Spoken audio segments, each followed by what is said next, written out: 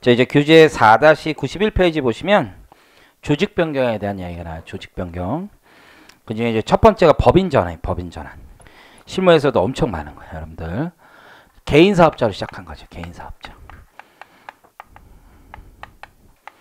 그래서 이거를 법인으로 전환하는 거예요.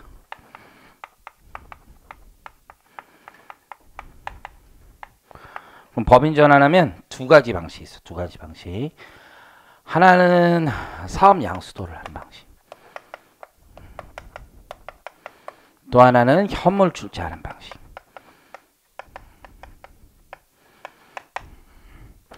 부가세는 둘 다 안 내요. 원칙상. 대리 납부할 수 있지만 부가세는 원칙적으로 안 내. 왜냐면 현물 출자도 이때 사업의 포괄적 양수도가 돼서 재화의 공급으로 보지 않아요. 일단 부가세는 안 내고, 그 다음에 이제 문제가 되는 게 개인 사업자 단계에서 가지고 있었던 사업용 고정자산이 있을 거 아니에요.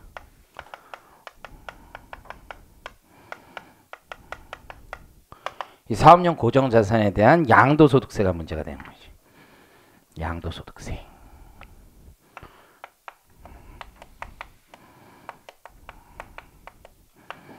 이 양도소득세를 2월 과세하는 제도가, 그게 법인 전환에 대한 양도소득세 2월 과세야. 왜냐면 사실은 여기가 대부분 주주가 되니까 기업의 동일성은 유지되는 상태죠. 기업의 동일성이 유지가 되는데 양도세 내고선 법인 전환을 하라고 하면 다 안 할 거 아니에요. 그래서 걔만큼은 2월 과세하는 거예요. 그럼 그 2월 과세된 세금을 누가 내겠다는 거야? 월 벽을 넘겼죠? 그래서 법인이 내겠다는 거야. 법인이 2월 과세된 양도소득세를 지급하는 게, 납부하는 게 법인 전환에 대한 양도소득세 2월 과세 제도다. 그 적용 요건 같은 게 까다롭다라고 생각하시면 돼요. 요즘엔 정말 더 많이 합니다. 요즘에는 어마무시하게 많이 해요, 이걸. 왜 많이 하냐면 첫 번째가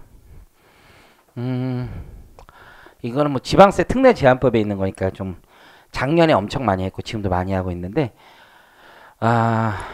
개인 사업자가 법인 전환은 취득세도 감면해줘. 취득세도. 근데 취득세 감면 한도가 있어 원래. 지방세 특례 제한법에. 그래서 작년에 그 감면 한도에 걸려가지고 올해부터 개정이 됐거든. 그래서 일부 내야 돼. 그래서 작년에 많이 했어. 법인 전환할 때. 그러면 법인 전환을 왜 하냐면 예를 들어 볼게. 제일 많이 하는 법인 전환 형태가 놀랍게도 부동산 임대업이야.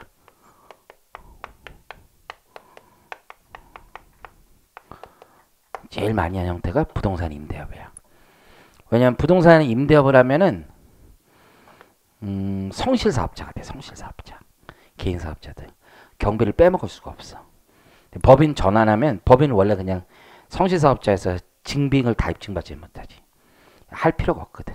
그러다가 여기로 많이 도망가니까 작년부터 나온 제도가 법인도 성실신고 확인서를 내겠다고 한 거지. 그것 때문에 만든 거야. 근데 아직도 많이 해. 개인인데 이런 사람 먹기. 요즘에 많이 하는 거. 요즘에 가장 많이 하는 거. 다주택자. 그러면 내가 개인으로 주택을 많이 가지고 있어요. 그러면 양도소득세 최고 세율 몇 프로야? 68%. 68%. 그쵸? 이걸 어디에다 넘기는 거야? 법인에다 넘기는 거야. 법인에다. 그리고 하나하나씩 이게 한꺼번에 넘기는데, 이때 넘길 때는 개인의 다주택자로서의 양도소득세 세율을 적용 안 받아. 실무에서. 일반 세율을 적용받아. 그래서 좀 많이 넘기고 있어요, 요즘에. 그거 말고도 자녀들에게 부동산 건물 같은 거를 직접 줄 땐 이게 다 법이 얘 때문에 엄청 바뀌었는데, 옛날에는 부동산을 건물을 넘기잖아. 그러면 이 건물 법인의 주식을 넘기겠지. 자식들한테. 주식을. 지금 다 없었어. 옛날에 근데 주식 평가를 어떻게 한 줄 알아요? 부동산 임대업도 그냥 일반 주식하고 똑같이 했어. 3대2로 가중치를 뒀던 거야. 그러면 손익의 60% 가중치가 있고, 이익이 손익이 아니라 자산 가치의 40% 가중치가 있으니까 부동산 임대업은 수익률이 굉장히 낮아. 자산 그 대비. 그러니까 주식의 가치가 부동산 한 거보다 엄청 떨어져. 그러니까 주식을 나중에 상속이나 증여했을 때 부동산 그 자체를 주는 것보다 훨씬 더 싸. 옛날에는. 그때 법을 싹 다 바꾼 거야. 어떻게 바꾼 거야? 부동산 임대업을 하는 부동산 주식, 부동산 가액이 전체 자산 가액이 80% 넘으면 자산 가치로만 평가하게 돼 있어요. 그래서 이 애들이 하도 많아가지고 관련 법률이 정말 많이 바뀌었어요. 정말 많이. 그나마 지금 정비된 상태야. 그래도 많이 합니다. 요거 이해하시겠죠? 현물 출자 방식이든 뭐든 아직도 많이 하고 있다라고 보시면 돼요. 근데 이제 나이 드신 분은 하지 말라고 그래. 요즘에는. 왜냐면 나이 드신 분은 그냥 건물 같은 거 큰 건물 주면은 공시지가로 평가하죠. 근데 저거 부동산 주식을 넘기잖아. 그럼 저거 감정받아야 돼. 그러니까 상속세 가액이 훨씬 더 올라가. 어린 사람들은 하라고 그러고 그냥 너무 복잡한 얘기고 어쨌든. 그래서 여러분들 좋아하는 유튜브 같은데 아마 이런 거 많을걸? 본 적은 없어도 유튜브 같은데 보면은 부동산 임대업 법인 전환 뭐 이런 거 쓰면 한 100개쯤 나올 거야. 100개쯤은. 그래서 거기서 뭐 개소리하는 애도 있고 뭐 잘하는 애도 있고 뭐 있겠지만 엄청 많이 나올 거야. 엄청 많아 진짜. 자, 한번 읽어보시면 법인 전환이란 개인 사업주가 사업의 동일성을 유지하면서 경영하던 기업의 조직 형태를 바꾸는 게 법인 전환이야. 그래서 이제 부동산 임대업만 꼭 하는 건 아니고요. 이건 탈세 목적으로 많이 한다고 봐요. 탈세란 말 함부로 쓰면 안 되네. 절세 목적으로 많이 하지만 정상적인 사업들은 개인 사업으로 처음에 시작했다가 법인으로 많이 바꿔요. 여러 가지 이유로. 개인이 권리 의무의 주체가 되어 경영하던 기업을 개인 기업주와 독립된 법인이 권리 의무의 주체가 되어 경영하도록 조직 형태를 바꾸는 경우 실질적으로 사업주는 동일한 거죠. 법인이란 건 종이 껍데기에 불과한 거잖아요. 그렇기 때문에 그 양도 차익을 이월하여 과세할 필요가 있죠. 방식은 두 가지가 있어요. 사업 양수도 방식, 현물 출자 방식. 참고로 둘이 비등비등해. 사업 양수도로 하는 건요. 여러분이 아마 법인 전환하면 사업 양수도가 훨씬 더 많을 거예요. 그죠? 네, 여러분 무시하는 거야. 그냥 그렇게 해. 그죠? 현물 출자 방식은 진짜 가오 있는 애들이 하는 거야. 현물 출자. 상법에 보면 현물 출자를 변태 설립 사항이라고 불러. 이 회사를 세우는데 보통의 방식이 아닌 거야. 굉장히 특이한 방식인 거야. 근데 좀 회사 규모가 되면 현물 출자 아니면 못해. 현실적으로 사업 양수도로 할 수가 없어. 이따 알게 돼. 사업 양수도로 하는 방식은 현실적으로 훨씬 더 어려워. 세법의 요건을 맞추기가. 근데 현물 출자는요. 법원의 승인 사항이야. 그래서 법원의 승인을 받아야 되기 때문에 절차적으로는 훨씬 더 까다로운데 지금 얘기하고 있는 2월 과세를 적용받기 위해선 현물 출자 이외에는 현실적으로 방법이 없어. 사업 양수도를 하려면 현실적으로 어렵다 이거지. 그래서 올해 제가 여기 현물 출자와 사업 양수도를 좀 비교해 놨어요. 같이 한번 볼게요. 자, 양도의 주체는 거주자예요. 거주자. 양도의 범위는 동일한 사업장 전체를 넘겨야 돼. 포괄적으로 넘겨야 돼. 포괄적으로. 이게 제일 어려운 거야. 설립 자본금이 어때야 돼요? 순자산 가액보다 커야 돼. 이 옆에다 써놓으세요. 이게 왜 그러냐면 사업의 동일성 유지 때문에 그래. 사업의 동일성 유지 때문에. 그럼 잘 봐요. 현물 출자 방식에서는 또 지우개 어디 갔니? 지우개. 현물 출자 방식에서는 저 요건을 맞추기가 되게 쉬워. 왜냐면 내가 토지, 건물 요 넘길 거 아니야? 그럼 현물 출자를 하잖아. 토지 100, 건물 100이잖아요. 그러면 이게 법원에서 확인을 해준단 말이에요. 가액을. 그러면 현물 출자라는 게 그걸로 주식을 준다는 거잖아요. 그렇죠? 그러니까 현물 출자는 곧 자본금이 순자산 가액 그대로 되는 거야. 그러니까 아무 문제가 없어. 이해하셨어요? 다만 법원의 승인을 받기가 좀 빡세서 그렇지. 법원의 승인도 어렵지 않아. 회계사 때 보고서 하나 받으면 판사님들은 그냥 웬만하면 억셉트야. 웬만하면 억셉트해. 회계사가 삽질만 안 하면. 그런데 사업 양수도는 먼저 현금을 꽂아야 돼. 이 사람이. 개인 사업자가 법인을 하나 만들면서 현금을 200 꽂아 놓고 자본금 200을 만들어 놓은 상태에서 시작하는 거야. 그런 다음에 이 현금을 본인이 가져가는 거야. 그리고 순자산이 생겨. 순자산. 그러니까 사업 양수도는 이 절차에 있어서 현금을 먼저 마련해 놓고 이걸 다시 포괄 양수도 하는 거야. 만만치가 않은 거야. 이론적으로. 이해하시겠어요? 그래서 우리가 작은 회사들은 할 수 있지. 눈을 피해서 하는 방법이 이따가 나와. 근데 실제 나중에 조사받으면 저거 2월 과세 받으려면 저렇게 했는지를 본단 말이야. 그러니까 현금이 없는데 저 많은 순자산 가액을 어떻게 현금을 넣고 회사를 만든 다음에 그걸 떠와. 쉽지가 않죠. 이해하셨어요? 그래서 하는 방식은 뭐냐면 이렇게 많이 하는 거야. 돈을 빌려 사장이 잠깐 빌려. 그리고 돈을 넣어. 이해하셨어요? 그리고 이 돈을 빼가는 거지. 이해하셨어요? 그리고 갚는 거야. 어차피 잠깐 있다 나가면 되는 돈이잖아. 이런 걸 뭐라고 불러? 가장납입이라고 부르는 거야. 가장납입. 가장납입에서 하는 거야. 이해하시겠어요? 근데 우리나라에서 이런 가장납입 정말 많다고 보시면 돼. 현물출자 하지 않는 방식으로 하려면. 현물출자가 법원에 승인도 받아야 되고 회계사들한테 보고서도 받아야 되고 하니까 돈이 좀 많이 들어. 사업양수도 훨씬 더 싸거든. 이해하시겠죠? 그래서 뭐 여러분 세무사 친구가 있는데 법인전화 할 줄 알아? 그랬더니 할 줄 안 돼. 어떻게 해? 그랬더니 사업양수도 다 하면 된대. 하수의 하수 애들이 하는 짓이지. 표현이 좀 그러니까 니만 한다고 그런 거야 내가. 그래서 졸려요? 자 어쨌든 현물출자 방식이 훨씬 더 많은 방식이야. 이게 가오가 있는 애들은 다 현물출자야. 자 특례 자산은요 사업용 고정자산이야. 사업용 고정자산. 그럼 여기서 말하는 사업용 고정자산이 문제가 되는 건 전부 다 양도소득세 과세 대상 자산으로 보시면 돼요. 양도세 과세 대상 자산. 우리 이제 요즘 법이 바뀌어서 복식부기 의무자는 기계장치 처분하는 것도 과세 대상으로 삼잖아요. 요거하고 아무 상관없어. 이 제도하고. 이 정도는 양도소득세를 2월 과세하는 거야. 양도소득세를 2월 과세하지 사업소득 따위를 2월 과세하는 건 없어요. 자, 출자해야 돼. 출자. 자, 옆에 출연은 대상이 아니라고 됐죠? 출연과 출자가 뭐가 다르냐 이거지. 출연은 비영리법인의 돈을 꽂는 건 출연이야. 출자는 주식을 받아오는 거야. 그래서 비영리법인의 돈을 꽂는 걸 출연이라고 그래. 그럼 회계처리 어떻게 돼요? 기부금이야. 출연은 회계처리 자체가 기부금으로 처리해요. 그러면 돈 넣고 못 가져오는 거야. 옛날에 이런 적이 있어. 옛날에 신문 기사에 나온 적이 있어. 내 보면서 한 30대 초반이었나? 네 30대 초반인가요? 얘 정도 나이 들 때 기사를 보고서 참 그렇다 했어. S모텔레콤이라는 회사가 있어요. 거기에서 주주총회를 하는데 주주들이 난리를 친 거야. 감사 보고서 보고 기부금이 너무 많다. 기부금이 너무 많다. 왜 이렇게 회사 돈으로 기부를 많이 했냐.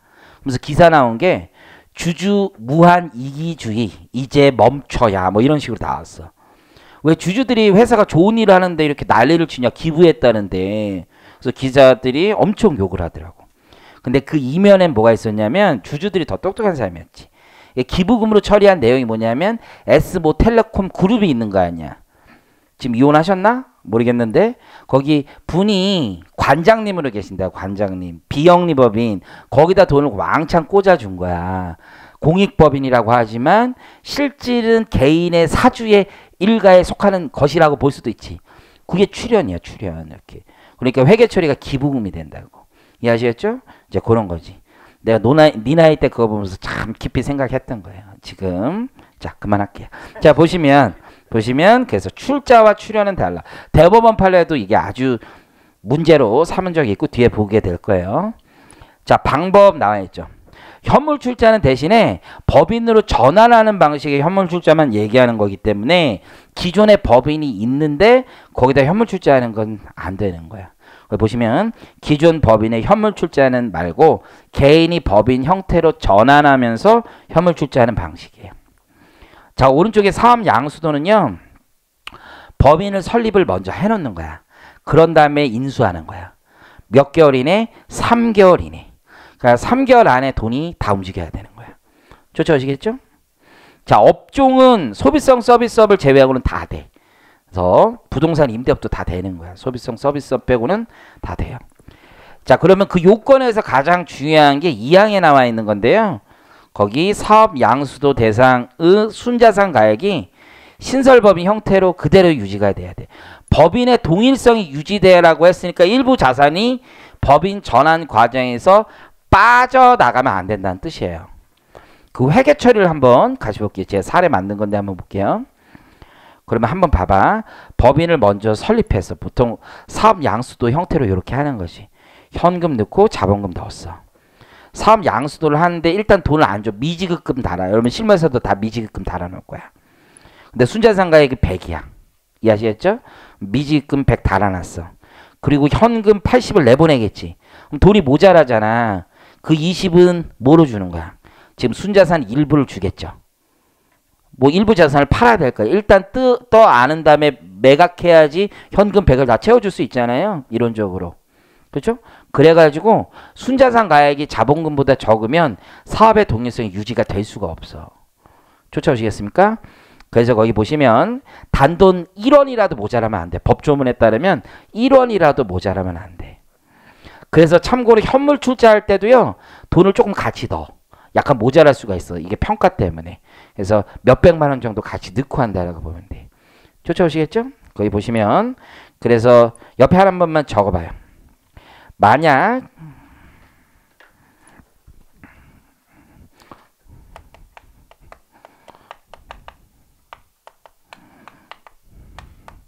만약에 자본금 이하이면 무슨 문제가 생기는지. 사업 양수도 대가를 위해 사업 양수도 대가를 지급하기 위해 이렇게 씁니다. 사업 양수도 대가를 지급하기 위해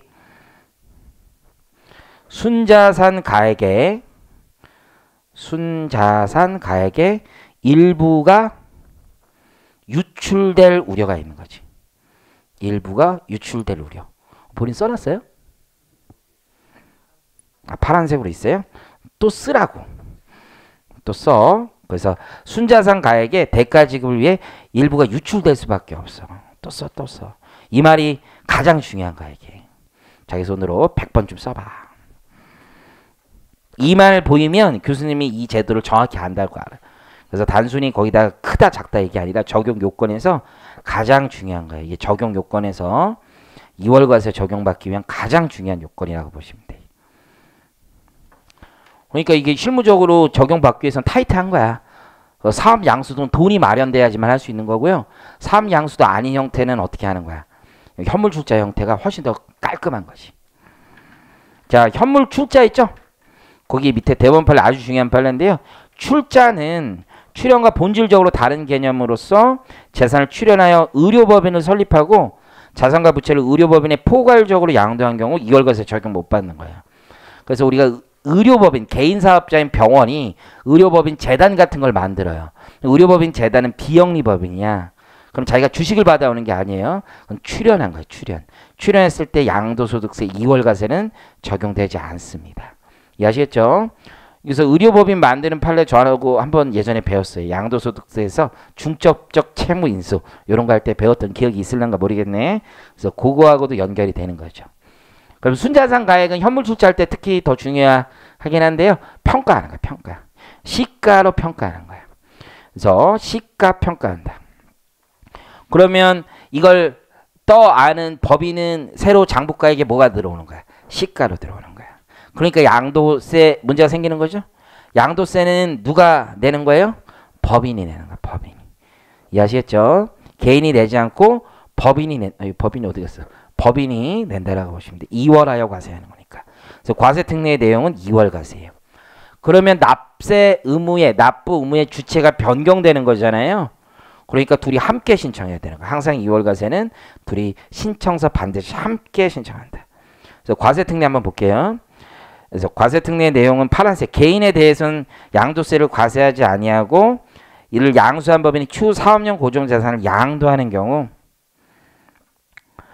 개인이 종전 사업용 고정자산 등을 그 법인에 양도한 날이 속하는 과세기간이 다른 양도자산이 없다고 보고 계산하는 거야. 이게 법조문이. 그래서 양도소득세 산출세액 상당액을 법인세로 납부하게 돼 있어요. 세목도 법인세야. 왜? 법인이 소득세를 낸다고 할 수는 없어.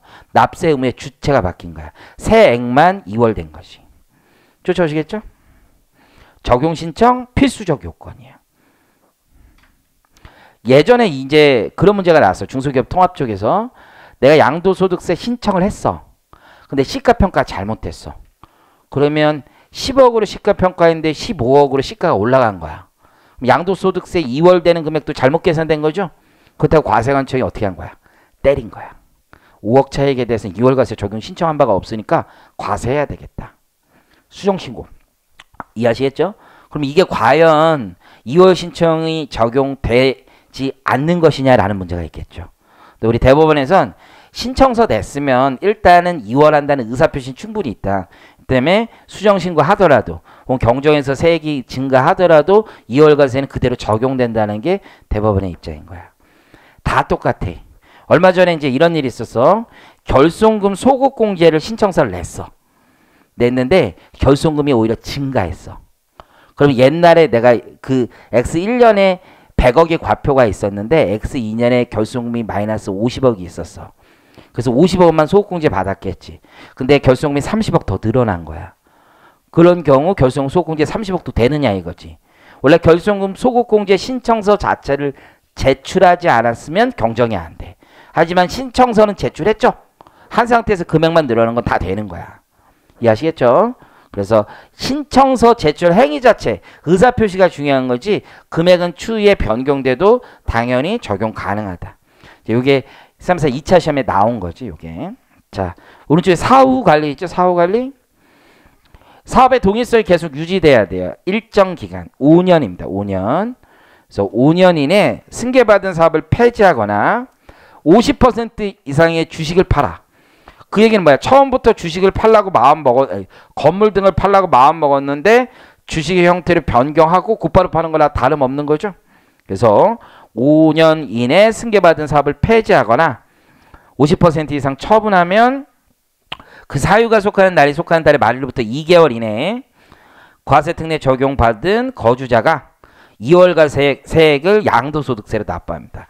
이거는 2월이 된다는 얘기야, 안 된다는 얘기야? 안 된다는 얘기야. 그래서 2월 돼서 정상적으로 납부하면 법인이 납부하면 되지만 사후관리 요건에 위배되는 경우는 납세 의무의 주체가 그대로 된다는 거예요. 변경되지 않고 거주자가 낸다라고 보시면 돼요. 거주자 스스로 낸다. 자, 사업을 폐지하는 거 있죠? 우리 합병 쪽이랑 비슷하다고 보시면 돼요. 사업용 고정자산의 2분의 1 이상은 처분하거나 사용하지 않으면 사업 폐지로 본다. 근데 밑에 박스는 그냥 편하게 보시면 돼요. 주식 처분도 마찬가지입니다. 50% 이상을 처분한다. 처분하는 건 처분이라고 하니까 어떤 애들이 썼냐면 그럼 증여하면 되네? 이것도 안 돼.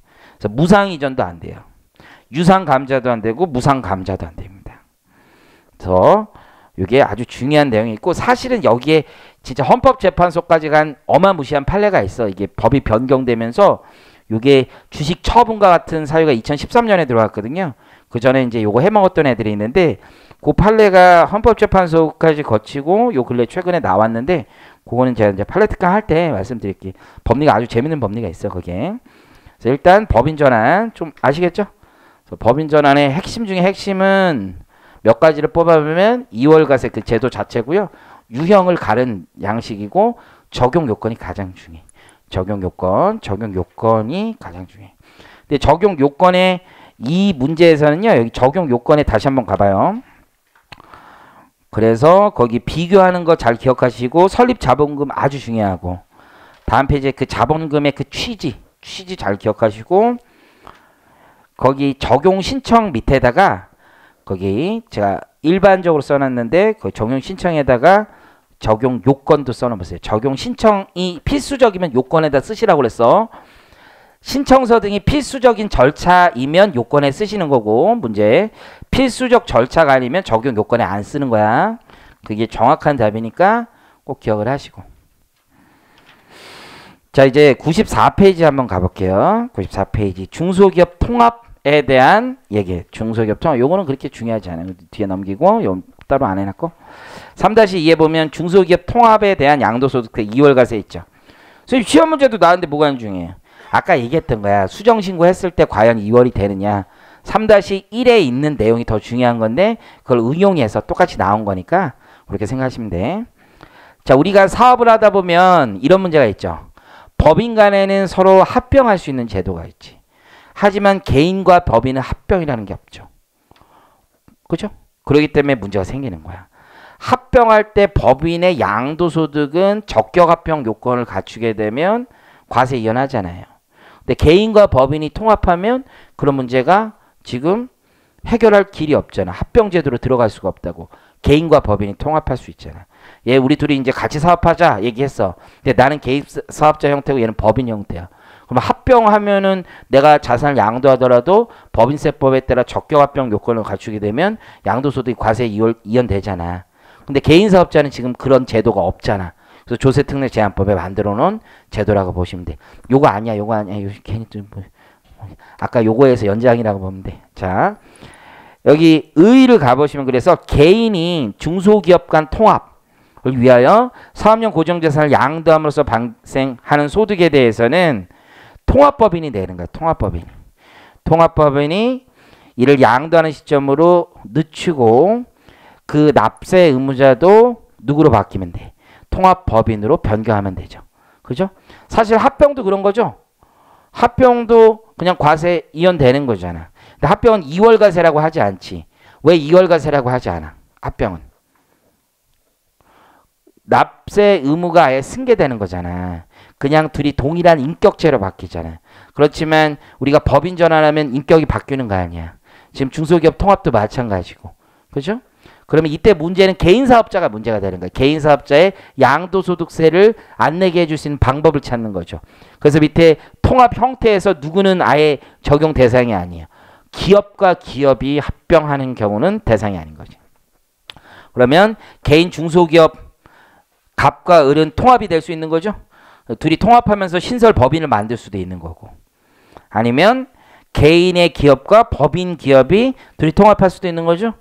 이러면서 신설법인이나 존속법인 형태로 만들 수 있는 거죠. 이때 개인 사업자가 사업용 고정자산을 양도하는 개인 사업자가 2월 과세 적용받는지가 여기에 문제점이 되는 거죠. 그래서 적용 요건 보니까 여기도 역시 마찬가지예요. 우리 소비성 서비스업을 제외하고는 전부 다 인정되는 거예요. 중소기업이라면. 그래서 중소기업의 사업용 고정자산을 양도하면 돼요. 그래서 다음의 요건을 모두 갖춰야 된다라고 돼 있죠. 다만 규정은 제가 잠깐만 설명해 드릴게요.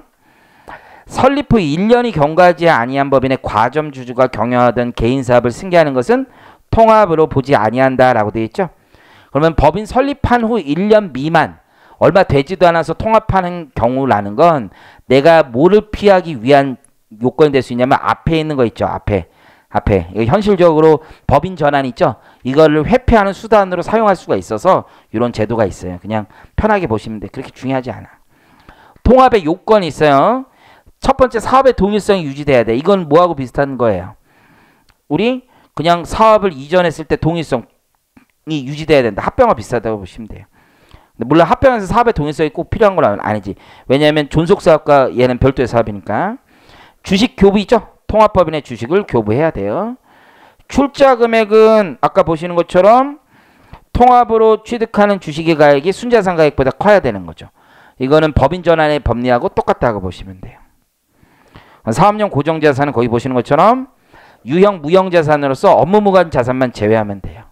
그리고 투자자산, 재고자산도 제외된다. 순자산 가액 아까 시가하고 똑같아요. 과세 특례 내용 거기다 체크해 두시고 물어본 과세 특례를 짧게 물어볼 수가 있어요. 첫 번째 2월 과세는 당연히 아는 거죠. 2월 과세.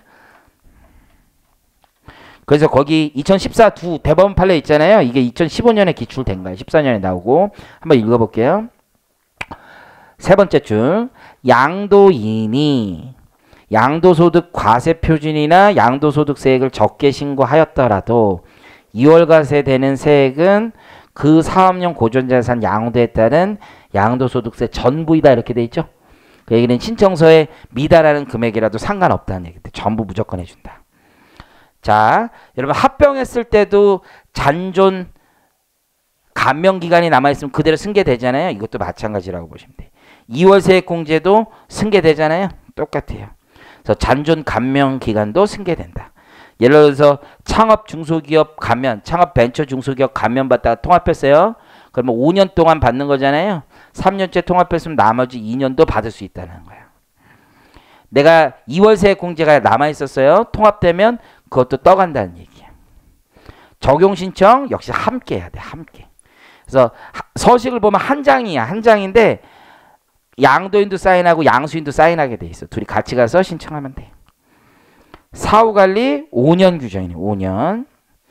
그래서 5년 안에 승계받은 사업 폐지하거나 50% 이상 주식 앞에랑 똑같아요. 거기 4-93페이지에는 사후관리와 100% 똑같다. 자, 이제 96페이지 갑니다. 96페이지. 내용이 좀 밋밋하죠? 그렇죠? 96페이지는 더 밋밋해요. 자, 일단 단어 자체가 여러분 짜증 그 자체죠. 주식의 포괄적 교환 이전. 어떤 마음가짐이 어떻습니까? 잠깐 쉬어볼까? 이런 마음이죠. 이건 내게 아닌가 보다 이런 생각을 할 수가 있어. 근데 주식의 포괄적 교환이나 이전은 시험 문제 내기가 좀 어려워. 근데 법리는 나쁘진 않은데 이걸 이해하려면 합병을 알아야 되거든. 그럼 벌써 이제 서로 마음가짐이 다른 거지. 자, 한번 보면 거기 그림처럼 보면 A하고 B가 있어. A하고 B. 그림을 한번 얘기를 들어보고 누가 이 과세 포인트가 있는지 잡아내는 능력이 있는지 한번 볼까?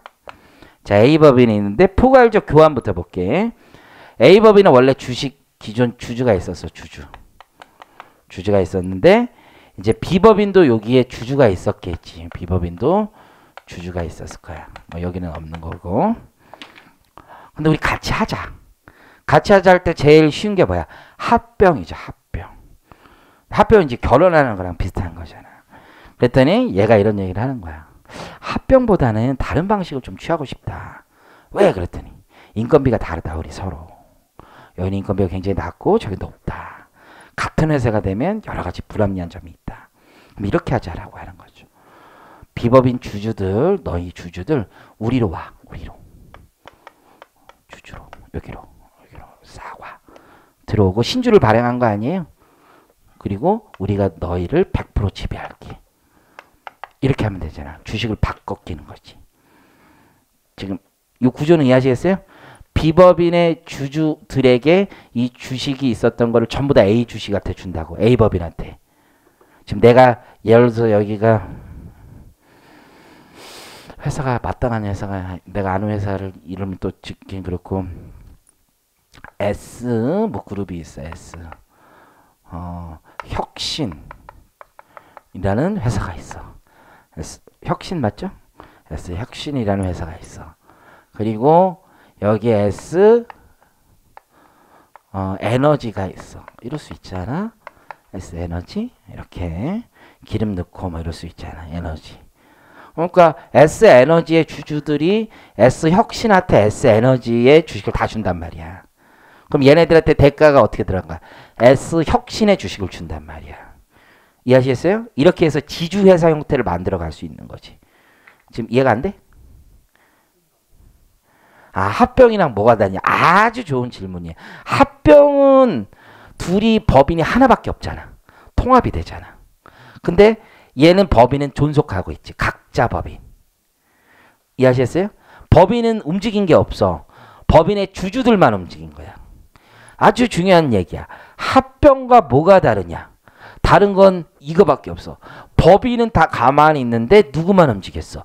주주만 움직인 거야. 지금 이해하시겠죠? 합병은 뭐야? 요 주식 없어요. 주주인데 여기까지 같이 통합이 돼 있는 거지. 근데 요거는 그대로 있는 거지. 100%. 그래서 얘를 완전 모회사, 완전 자회사 형태라고 얘기하는 거죠. 그러면 얘는 이제 재밌는 게 합병에서는 과세 주체가 셋이 있었죠. 합병법인, 피합병법인, 주주 있었지. 그러면 질문한 우리 친구. 합병과 뭐가 다르냐? 그 질문한 우리 친구. 원래 내가 강의 이게 사실 그럼 합병과 뭐가 달라 이러면서 질문을 하려고 그랬는데 네가 했어. 지금 맥 끊겼어. 자, 그럼 내가 다시 질문해. 합병과 여기서는 다른 거. 여기서는 누구만 문제가 되는 거야 결국은. 합병에서 과세 주체가 합병법인, 피합병법인 주주였잖아. 그럼 여기서 누구만 문제가 되는 거야? 이러한 상태에선. 그렇죠. 그렇죠. 주주만 문제가 되지. 주주에 대한 세금만 해결해주면 되는 거야 이제는. 왜 얘 가만히 있었죠? 가만히 있었잖아 지금. 주주들만 문제가 되는 거야 아니야. 얘는 신주 발행한 건 우리가 무슨 거래라고 해? 자본거래라고 하고 여러분 자본거래 법인세법에서 입금 불산입에 딱 있잖아. 주식의 포괄적 교환, 포괄적 이전이 입금 불산입이라고 딱 돼 있잖아. 거기서 해결이 돼 있고 얘는 누구만 해결되면 돼? 얘들만. 얘는 옛날에 싸게 산 주식인데 에너지 주식 싸게 샀는데 혁신 주식 봤는데 겁나 비싼 거 받는 거지. 이제 의제 배당 문제가 있잖아. 그거 해결해 주는 게 요 조항인 거야. 지금 이해하시겠어요? 주식의 포괄적 교환은 주주 교환인데 포괄적 이자는 뭐야? 다 같이 신설 법인을 새로 하나 만들고 뉴코를 만들고 거기다 갖다 넣는 거야. 자기들 주식. 그림 보면 알겠죠. A법인 주식은 A법인 기존 주주가 있었고 B법인은 B법인의 기존 주주가 있었는데 야 이제 우리 하나 뉴코를 만들자. 그렇죠? 이럴 수가 있지. 회사 이름을 또 이거 얘기하긴 그런데 예를 들어서 이제 이건 좀 오래된 회사들이니까 S은행이 있어. 다 이렇게 K은행이 있어. S은행이 있고 S증권이 있고 S카드가 있고 S카드 저런 걸 사업형 지주회사 만든다고 그러고 이런 걸 이제 순수 지주회사 만든다. 또 뭐 S카드 있고 또 누구 있어? S 하도 많은데 우리 S 중에 기억나는 거 있어? 어디? 생명! S생명. 그래. 5개 채우고 싶어. 하나만 더 해보자. S 뭐 있어? 투자? 자산운용. 그래 좋아. 뭐 이렇게 있을 거 아니야. 이거를 전부 다 만드는 거야. 여기 하나로. S 지주. 이렇게. 그러면 여기에 있는 애들 다 평가해서 여기 S의 주주 있죠. 얘는 요에서 이제 주식 받으면 되는 거야. 자기 다 넘기고. S증권 여기 주주 지주사 되는 거지. 그렇죠? 그래서 이렇게 지주사를 만들 수 있죠. 이해하시겠죠? 그러면 사실 대기업 오너들은 이거 만들기 되게 힘들어. 이거 금융 아니면 힘든 게 여기에 자기 지분 몇 프로 없었잖아. 자기 지분 몇 프로 없었지. 거의 없는 것도 있어.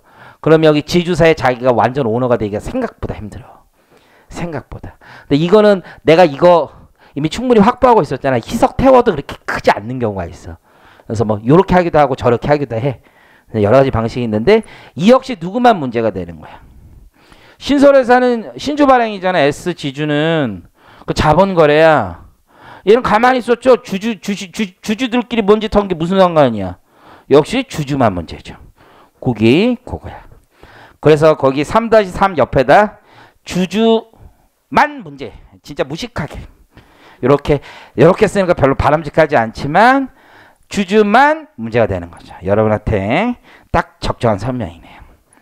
그럼 첫 번째 그림에선 누가 지금 지읒대는 거야. 누가? 비법인 기존 주주. 새로운 애가 진짜 죽는 거지. 그치? 그래서 거기 B에다 형광펜을 치고 지읒 써놓으면 있지 않겠죠. 여러분들 수준에 맞는 교육. 거기 밑에 주식의 포괄적 이전. 이건 신설법이 만든 거죠. 누가 형광펜 어디다 치면 돼? A, B 둘 다 죽이면 되죠. 그렇죠? A, B 둘 다. 그래서 우리 친구가 이걸 봤는지 모르겠는데 제목에 나와 있잖아. 합병과 비교. 합병과 도대체 뭐가 다르냐. 그래서 표를 보시면 합병법인은 매수차 손익이 생기고 피합병법인은 양도차익이 생기고 피합병법인의 주주는 의제배당이 생기는 거죠. 근데 포괄적 양도나 이전은 완전 모회사. 뉴코나 지분 100% 갖게 되는 얘는 자본거래라고 법인세법에서 입금불사님 규정이 있는 거야. 그렇죠? 요거래요. 한 번도 배워본 적 없죠. 그냥 이름만 들어봤지. 요거지. 피합병법인 완전 자회사는 아무 일도 없었죠. 자기 회사 주주가 갑자기 바뀐 것 뿐이죠. 주인님이 진짜 주인님으로 바뀐 거지. 여러분들 이게 무슨 뜻인지 잘 모르죠? 어쨌든 옛날 주인님은 우리 주주님은 아니었는데 저기 회장님이 분명히 계시고 그 회장님을 주인님이라고 불렀지만 이제 진짜 주인님들이 온 거 아니야. 그래서 거기 아무 해당 사항이 없어. 근데 누구는 지금 죽는 거야. 지금 이렇게 하면 기존 주주들은 주식을 처분하고 새로운 주식을 받으니까 의제배당의 문제가 엄청 생기는 거지. 그렇죠? 과세이연. 실질은 의제배당이라기보다는 정확히 하면 주식 처분이죠. 그냥 의제배당으로 법조문에 없단 말이야. 주식의 포괄적 교환이나 이전에 조문에 없어. 합병만 의제배당이라고 했지. 원래는 주식 처분이잖아. 합병도 주식 처분인데 배당으로 의제하는 것 뿐이죠. 내가 주식을 팔고 새로운 주식을 받는 거 아니야. 똑같은 거지. 그래서 합병과 비교해보면 사례 1번을 보시면 자 순자산 가액이 500이었어. 한번 써볼까요? 여러분들 또 숫자만 보면 졸릴 수 있으니까. 그래서 의외로 이건 이해를 하는 듯한 눈빛이야. 좀 신기하네. 맨 처음에 500원에 있어서 순자산 가액이 500원에 있다가 시가가 1000원으로 바뀌는 거죠. 1000원으로. 그런데 거기 합병 대가로 800원 주는 거지. 800원. 그러면 요게 양도 손익이고 매수차 손익이 되는 거죠. 근데 800원인데 주식에 취득가액이 거의 100원이라고 되어 있죠. 요 차익이 의제 배당이 되는 문제가 있었던 거잖아요. 포괄적 교환으로 가봐요. 자, 완전 모회사부터 한번 보자. 완전 모회사. 그러면 지금 아까 왼쪽하고 비교해보면 완전 모회사가 합병법인하고 똑같은 역할이죠. 합병법인은 그냥 자산을 직접 지가 다 가져오는 거지. 주식 대신에. 그리고 신주 발행한 거죠. 합병 대가 800원짜리. 그렇죠? 300원과 500원. 나머지가 매수찬익이었지. 그렇지만 오른쪽 합병 모회사는 합병 자회사 주식을 갖게 되는 거죠. 그리고 신주 발행이 얼마가 있다고 보는 거야? 1000원 다 있다고 보는 것이. 이해하셨어요? 신주 발행 1000원 다. 자본 거래. 그래서 우리 여기서 포괄적 교환 차익, 이전 차익이 원래 합병처럼 치면 200원이 있는 거나 마찬가지인데 입금 불산입으로 처음부터 정해놨다고. 그러니까 얘가 주식을 준 거 있잖아. 신주 발행한 거 있지. 이게 기존 주주들 대비 200원이 증가했다고 볼 수도 있지만 다 입금 불산이니까 신경 쓰지 말라고 돼 있다. 법조문에. 완전 자회사는 합병회사는 피합병법이 자산 처분하고 거기로 쑥 들어간 거 아니야. 근데 이제는 처분 자체가 없죠. 자기 주식 거래니까. 완전 모회사는 지금 거기 자본거래 700 입금 항목 아니다라고 돼 있죠. 아예 거기 주식 발행 초과금 700 자체가 아니야. 완전 자회사의 주주는 지금 1000원짜리 시가 받은 거잖아. 그리고 마이너스 100원이니까 900원에 대한 과세 이연 문제가 생긴다고. 이해하시겠어요? 그래서 거기 보시는 것처럼 지금 개인 주주는 이럴 때 과세 이연해주고 법인 주주는 압축 기장 충당금 설정해주는 거야. 법인 주주는. 지금 여기에 있는 A법인과 기존 B법인의 주주들이 있었을 거 아니에요. 개인 주주라면 과세 이연. 법인 주주라면 압축 기장 충당금 설정해준다. 그러면 우리가 적격 교환이 돼야 돼. 합병하고 똑같은 모습이니까. 그래서 요건을 보면 첫 번째 사업 목적 교환. 그래서 우리 합병에서도 사업 목적 합병이었었죠. 그래서 법인들이 설립된 후 1년 이상 계속 사업을 영위했을 걸 요구하죠. 설립일부터 소급해 1년. 여기도 마찬가지. 주식의 포괄적 교환 이전 현재 1년 이상 계속 사업을 하던 내국법인 간의 포괄적 교환이었어야 돼. 다만 주식의 포괄적 이전으로 신설되는 완전 모회사는 제외하지. 이게 무슨 뜻이야? 왼쪽 그림 봐봐요. 신설 모회사 형태를 얘도 1년 필요로 하면 얘는 만들 수가 없는 거잖아요. 이론적으로. 그래서 거기 그렇다. 두 번째 지분의 연속성. 얘들한테 주식이 80% 이상 가야 된다는 거죠. 현금 일부 줄 수 있지만 사업의 계속성. 그래서 적격 합병과 요건이 똑같은 거죠. 적격 합병과 요건이 똑같다. 자, 과세 특례 내용 있죠? 그래서 거기 보시면 완전 자회사가 되는 경우 세 번째 줄. 회사 주주의 주식 양도 차익. 양도 차익은 과세 이연하는 거죠. 주식의 양도 차익을 다 과세 이연한다. 근데 밑에 금전 수령은요, 여러분들 우리 적격 합병에서도 일부 금전 수령하는 경우에 둘 중 큰 금액에서 작은 그 빼는 거 있었잖아요. 현금이 일부 지금 들어오면 고조하는 거지. 즉 내가 옛날 주식의 장부가액이 500인데 새로 받은 현금이 100이 있어. 새로운 주식이 한 700원, 800원 넣으면 100원만 과세하는 게 맞겠지. 하지만 주식의 장부가액이 200원밖에 안 돼. 그럼 나는 과세할 게 없는 거죠. 현금 100원하고 주식의 시가가 200원 하면 총 300원 받은 건데 옛날 주식의 장부가액이 500원이라면 번 게 없잖아. 실제 실현된 이익만 과세하는 거 똑같고. 다음 페이지 가보시면 이제 끝났어. 이거 생각보다 어렵진 않죠? 그래서 과세 이연. 그래서 2월 과세는 아닌 거죠. 2월 과세는 납세 의무의 주체가 변경되는 거지만 얘는 납세 의무의 주체는 그대로죠. 그죠? 납세 의무의 주체는 주주가 새로운 주식을 받았잖아. 그럼 자신의 취득원가 조정만 하면 되는 거지. 그래서 과세 이연이라고 하는 거지. 그래서 조특법에서 2월 과세와 과세 이연은 이거 정확히 써주셔야 돼. 그건 기타 조직 변경 아예 구경하면 돼. 지주회사 만들 수도 있지 뭐. 그렇죠? 그래서 주식의 현물 출자 또는 지주회사. 선생님 아까 주식의 포괄적 교환 이전도 지주회사 만드는 거 아니에요? 이럴 수가 있죠 여러분들이. 두 번째 줄 봐봐. 두 번째 콩표시. 주식의 포괄적 교환 이전 시 과세 이연 요건 갖추지 못한 경우도 현물 출자 형태면 다 해준다는 거야. 현물 출자. 이건 시험에 안 나오고 외국 자회사 주식 현물 출자 이런 것도 안 나와. 그냥 구경 한번 해봐. 합병식 중복 자산의 양도 안 나와. 구경 한번 해본대. 왜냐면 이거는 이 구조 자체를 너무 알아야 돼. 여러분들한테 내기가 내가 교수라도 좀 그래 이게 왜냐면 너무 구석탱이야. 그리고 3-3도 지금 여러분이 이해한 게 신기한 거야. 이것도 교수님들 생각에 이걸 애들이 어떻게 알아? 이거 안다고 뭐 세법 많이 하는 것도 아니고 구조를 아는 게 더 중요하니까 많이 안다고 생각 안 한다면 뭐 시사적인 것도 아니고 여러분 이해한 게 이상한 거지. 내가 얼마나 잘 가르친 거야 이거를. 어쨌든 간에 이해하는 사람이 더 이상한 거야. 사업 그래서 이번 시간에 배운 것 중에서는 압도적으로 중요한 게 법인 전환이 법인 전환. 뭐 얘기할 것도 없어. 법인 전환. 넘버1으로 중요한 거야. 별표 치시고 이제 다음 시간에 이제 배울 게 우리가 사업 전환인데요. 사업 전환. 에이 이걸 어떻게 뭐 그렇게 이슈가 안 돼. 그리고 참고로 4-100페이지 4-2번 있잖아요. 그거는 거의 실질적으로 폐지되나 시행령 때문에 거의 폐지나 나름없어. 그렇게 막 X를 그렇게 크게 그리면 어떻게 하니? 조그맣게 쳐줘. 그렇죠? 그 다음에 기업 교환 전략적 제휴를 통한 요거는 조금 가능성이 있어. 벤처 DNA 이게 좀 시사적인 거고 그 다음에 재무구조 개선.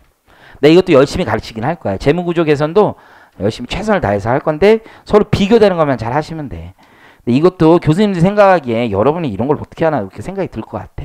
그럼 기업의 재무구조 개선 이게 세법에 아주 구석탱이에 있는 건데 기본 논리를 물어보는 게 아니란 말이야. 양도소득세 뭐 이게 특별한 규정이란 말이야. 지역 간 균형 발전 이따 이제 그거 다 끝난 다음에 이제 예고하는 거야. 이것도 여러분 되게 어려워 실제로. 근데 이 효과가 너무해. 효과가 법인세를 최장 10년 동안 감면해줘. 100% 막 이렇게. 100% 50%. 그래서 이거는 좀 중요해. 근데 거기 교재 112페이지에 가보면 조문이 막 63조에 60조, 61조, 63조 이렇게 다양하게 나래비가 깔려 있잖아. 이게 63조의 2랑 63조가 중요한 거야 사실은. 60조, 61조는 그렇게 중요하지 않아. 내가 내면 안 내. 내가 내면 이거를 차라리 물어보면 법인 전환에서 물어보지. 일단 설명은 다 해드릴게요. 그래도 여러분들 좀 찍어달라고 할 수 있으니까. 그리고 122페이지에 가보면 농어촌 지역법인 있죠? 그냥 느낌 맞는 거 느낌. 여러분 분위기가 쏙 끝나나 더 이런 분위기인데 그건 아니고요. 영농조합법인. 아 근데 여러분 실무하면 되게 중요할 수도 있어. 근데 우리나라에서는 도리치는 회계법인이 하나 있어. D 뭐 회계법인이라고 싹 빨아갔어 그냥. 몇 개 안 남아있어. 여러분이 실무 가도 만나볼 가능성이 많지는 않아. 이거 해보려면. 근데 거기가 내분이 일어났어. 참고로. 그래가지고 지금 막 클라이언트 흩어지고 있어. 참고로. 그래서 여러분들 지방 출신 집에서 뭐 지방에서 닭 잡고 소 잡고 이랬던 친구들 있으면 이쪽을 노려봐. 이쪽. 이게 노다지 시장이래. 노다지 시장. 나도 여기 그렇게 하고 싶어서 농민들 좀 만나보는데 우리 스타일이 아니라서 그런데 어쨌든 노다지 시장. 그 다음에 127페이지에 자경농지. 여기가 뭐 어마어마한 거지. 이 자경농지는 여러분들 엄청 많이 할 거야 앞으로. 왜냐면 자경농지라는 게 우리 경자 유전의 원칙이 있잖아요. 헌법에 보면 농민만 이제 농사를 지어서 파는 거잖아요. 그 경자 유전의 원칙에 따라서 가는 건데 서울에 있는 모든 세무서도 이걸 다 다뤄. 왜냐면 양도소득세는 관할이 어디야? 거주지 관할이라고. 서울 사람들도 다 지방에 땅 가지고 있고 이거 하잖아 이거. 그러니까 이게 자경농지가 많이 들어온다고 실제로. 옛날에는 많이 속였지. 요즘엔 속이지를 못해. 작용했다라는 증거가 옛날에는 막 가라 영수증 내고 뭐 이런 거 많이 했지만 요즘은 이제 IT 시대예요. 게임 끝났어. 항공사진이 시간대별로 다 나와. 그러니까 세무서에 자경농지 신청하면 일단 항공사진 다음만 가도 연도별 시간별로 하면 싹 다 나와. 여기 아무것도 없었는데요. 이러면 게임 끝난 거야. 지금은 그래서 신청이 그렇게 많이 줄었대. 세무사님이 얘기하는 거지. 진짜 지었습니까? 그럼 뻥을 쳐요. 납세도 그렇게 뻥을 치면 세무사님 저 못 믿어요? 막 이래요. 그렇죠?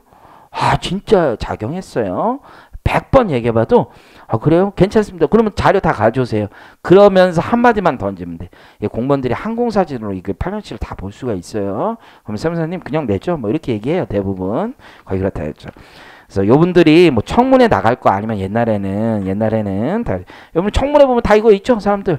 옛날 농사 어디서 졌다가 구라치고 막 이런 거 나오잖아. 우리나라에서 어마어마한 제도 중에 하나죠. 그래서 여기가 현실적으로는 아직까지 그래도 제일 많은 거야. 오늘 목표는 여기까지. 일단 그런데 지금 분위기가 셋이네. 나 오늘 법인세 신고 마무리하러 가야 되는데 걱정이네요. 자, 쉬었다 하겠습니다.